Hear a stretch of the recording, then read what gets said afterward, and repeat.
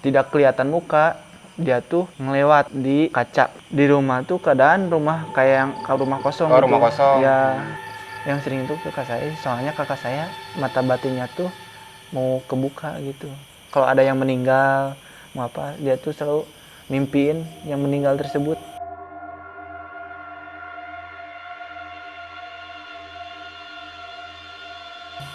Saya juga sih, sekali dua kali lah gitu pernah.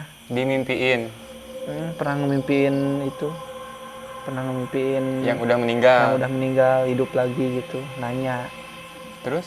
Tapi nanya tuh lupa lagi saya tuh, nggak tuh nanya. Ya mungkin lah itu nenek-nenek tersebut itu mungkin ngingetin.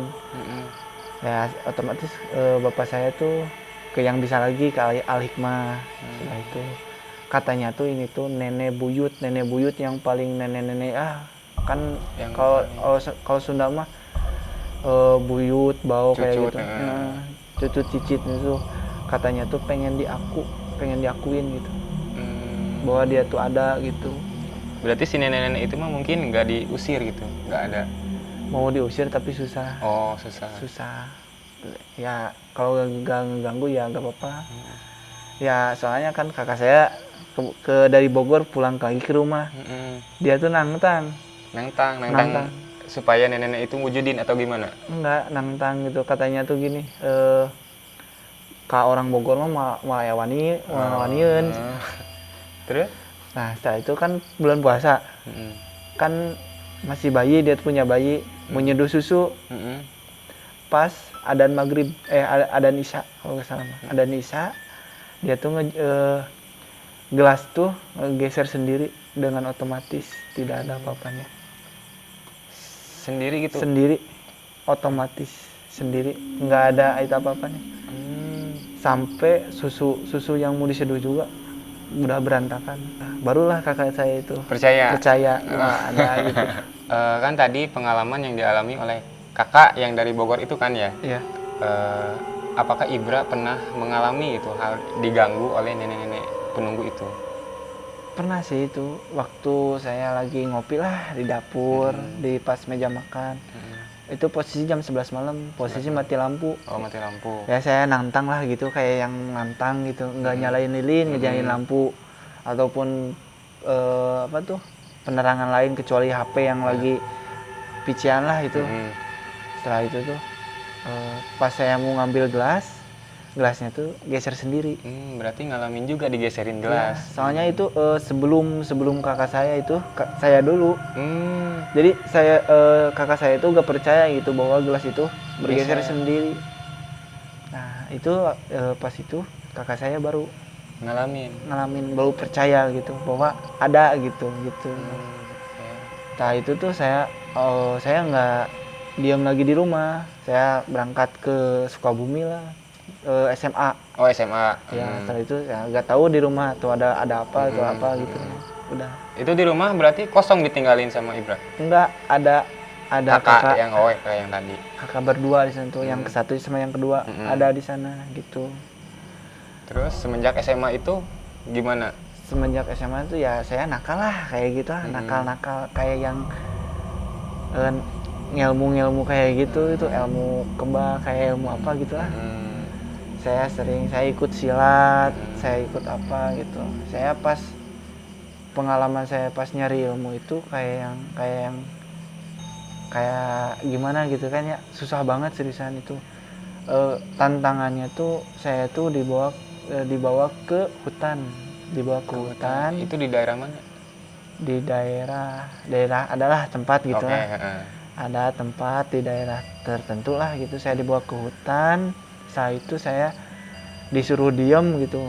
Terus nggak tapa sih, kayak yang dilingkari gitu, kayak dilingkari. Saya tuh dilingkari kayak apa tuh, dilingkari gitu badan saya tuh, tapi di tanah.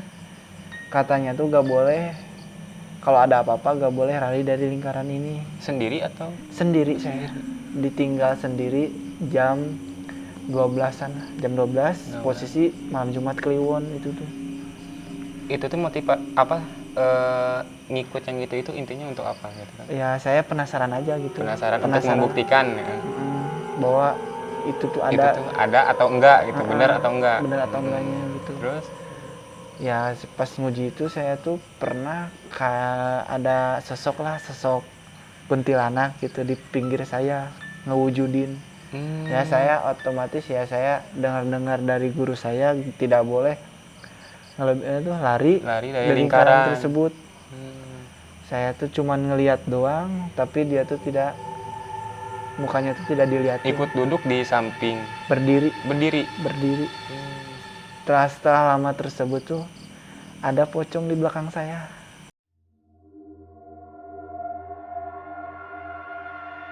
Di pocong belakang saya itu kayak yang diem aja gitu, nggak nyentuh nggak apa gitu.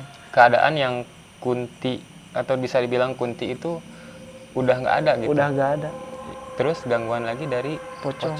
Sudah dari pocong tuh saya lama gitu, udah lama si pocong itu nggak langsung hilang tapi pindah-pindah posisi mulu sampai di depan saya gitu. Lihat gitu wajahnya jelas atau gimana? Nggak jelas wajahnya tuh.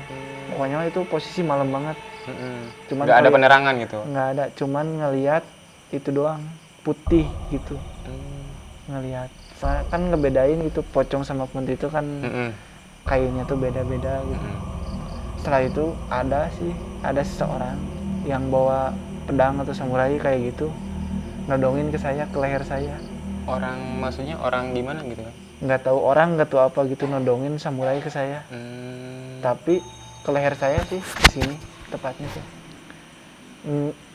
Nggak kena sih, cuman nodongin gitu. Sudah nodong kayak gitu tuh, saya tuh kayak yang kata ya saya merem aja gitu. Soalnya kata guru saya tidak boleh lari dari lingkaran tersebut. Pernah ada niat untuk keluar dari lingkaran atau? Pernah banget gitu. Soalnya sudah gak kuat, tapi saya diingetin sama guru saya kalau keluar dari lingkaran ini bukan tanggung jawab saya. Jadi saya beraniin lagi lah gitu. Melanjutkan gitu. Melanjutkan. Ternyata sudah berhasil ya. Saya coba-coba, emang benar sih. Ilmu kayak gitu, ilmu kebal, ilmu apa itu emang ada. Itu diam di lingkaran berapa lama gitu ya? Sampai jam 2 dari malam. Dari jam 12 ya. Sampai jam 2 ya. Berarti gangguannya itu cuman tadi yang Kunti sama pocong terus yang sama samurai orang, ya, orang bawa samurai kayak gitulah, bawa pedang. Itu tuh emang bener sih, ilmu kayak gitu tuh emang bener.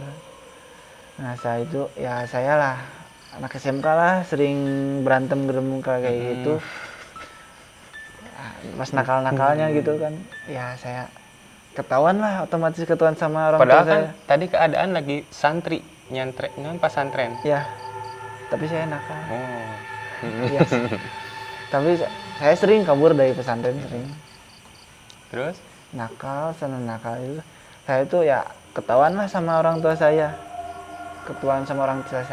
Bahwa saya punya ilmu kayak gitu. Oh, nggak bilang sama orang tua ikut yang kayak gitu? Nggak ikut. Ya saya ya sama orang tua saya dibawa lagi ke orang yang bisa, dibersihin lagi badan tuh. Tapi saya tetap ya gitulah. Menggeluti lagi gitu? Menggeluti lagi ilmu kayak gitu ya saya. Lalu kedua kalinya saya tuh dibawa ke Curug. Bentar, tadi kan setelah dimandiin, dibersihin itu udah hilang gitu nggak? Udah hilang. Mau udah kebalnya tuh kalau sama jarum juga udah masuk gitu. Asalnya enggak gitu? Enggak, mau senjata tajam kayak gimana pun enggak masuk. Enggak tembus gitu. Terus? Saya itu ya sudah dibersihin seperti itu, saya masuk lagi lah, bergelut dengan ilmu kayak gitu tuh. Saya itu tuh dibawa ke Curug. Ya ke Curug itu tuh saya suruh duduknya tuh gini, katanya sila tuh gini, lalu setelah merem tuh sudah nunduk tuh tangan tuh kayak ditempelin ke punggung saya tuh, tangan tuh kayak bara tuh melebihi bara lah panasnya tuh. Sangat panas banget. Nggak nyoba untuk dicek gitu di belakang? Katanya nggak boleh lihat, nggak boleh apa. Pokoknya itu panasnya tuh panas banget pokoknya. Sendiri di Curug? ada Oh, ditemenin sama guru saya. Hmm. Itu ditemenin. Setelah itu saya tuh benar-benar itu panas banget. Terus penerangannya tuh kayak yang gitulah, gak boleh makan sate, gak boleh makan apa gitu. Itu manfaat dari apa tadi yang tapa itu apa? Yang manfaatnya tuh gak ya gitulah, buat kebal-kebal Oh, kayak buat gitu. kebal lagi. Iya. So, dulunya kan nakal, sering gelut saya sini lah sama sekolahan lain. Setelah itu tuh saya gitu lagi pulang ke rumah, bapak saya tahu lagi. Keadaan nggak cerita sama orang tua? Nggak cerita. Terus bapak saya tuh bawa barang, gak tahu barang apa, segini pokoknya mah. Dipukulin ke saya itu sakit banget. Sakit banget sampai saya udah nggak bakalan gitu lagi sampai sekarang. Nggak lagi, nggak kayak gitu lagi. Sampai sekarang nggak penasaran ikut-ikut lagi yang kayak gitu? Nggak penasaran. Jadi dulu mah udah penasaran tuh kayak pengen gitu. Pengen ini, pengen itu gitu, pengen nyoba lah bahwa itu tuh ada atau enggaknya gitu. Udah nyoba ya ada gitu. Sampai ya dulu juga ada sih luka di sini kalau sama ya luka bekas sama celurit. Dulu saya sombong. Ngetes atau sombong? Sama sombong ya, mungkin lah sombong, akibat sombong itu ya jebol tangan saya tergores gitu. Terus setelah orang tua tahu itu dimandiin lagi atau gimana? Dimandiin lagi. Soalnya ketiga kalinya mah gak bakalan bisa gitu. Kayak yang gimana gitu. Saya dimandiin lagi ya sampai sekarang udah enggak. Semenjak itu pernah mengalami gangguan? Ya sering gangguan tersebut tuh. Ya kalau bawa motor gitu, kalau mau belok kamu apa gitu, kalau mau di depan ada kecelakaan suka ada yang gituin motor lah, ada ya kayak ada yang nyenggol atau apa gitu. Sering itu, tapi itu tuh gak tahu sih. Tapi yang SD yang sering ngikutin pakai baju pendek itu, sampai sekarang tuh masih ada gitu. Pernah ditanyain itu siapa? Belum pernah. Saya soalnya gak penasaran kalau masih ganggu mah. Kalau ganggu ya saya ditanyain, kalau nggak ganggu ya saya diam-diam aja gitu. Dulu juga pulang dari Bandung sering ada. Ngikutin? Itu mah bukan kayak yang ngecegat gitu, bapak-bapak atau apa gitu. Pernah malam ada kan, malam saya pulang dari Bandung tuh dari jam 6 pagi pas adzan maghrib, langsung saya OTW pulang ke Cianjur. Ke Cianjur tuh ya Cianjur Selatan, ada hutan tapi di sebelah sebelumnya tuh ada perkampungannya itu habis pengajian. Kirain saya itu bubaran pengajian, ada bapak-bapak, kakek-kakek pakai baju putih ngewujud itu. Saya ditanya juga, Pak mau ikut nggak, soalnya ke depan tuh jauh lumayan. Nggak apa-apa dek. Sudah itu hati-hati bawa motor, jangan terlalu kenceng. Ya saya pelan aja gitu. Nggak lama nggak apa gitu, saya itu posisi jalan lurus. Penerangan cuman di perkampungan itu doang. Lurus. Saya berangkat juga nggak terlalu jauh sih, pas nengok ke belakang udah nggak ada. Udah nggak ada. Saya udah 2 kali kayak gitu tuh, tapi yang satunya tuh cuman ngelewat doang. Jadi saya lagi bawa motor sama teman saya, itu tuh kayak yang dari pohon gede itu kayak yang masuk ke pohon tersebut. Gitu ya, saya mungkin peringatan atau apa gitu kan. Nggak boleh kenceng, nggak boleh apa-apa gitu.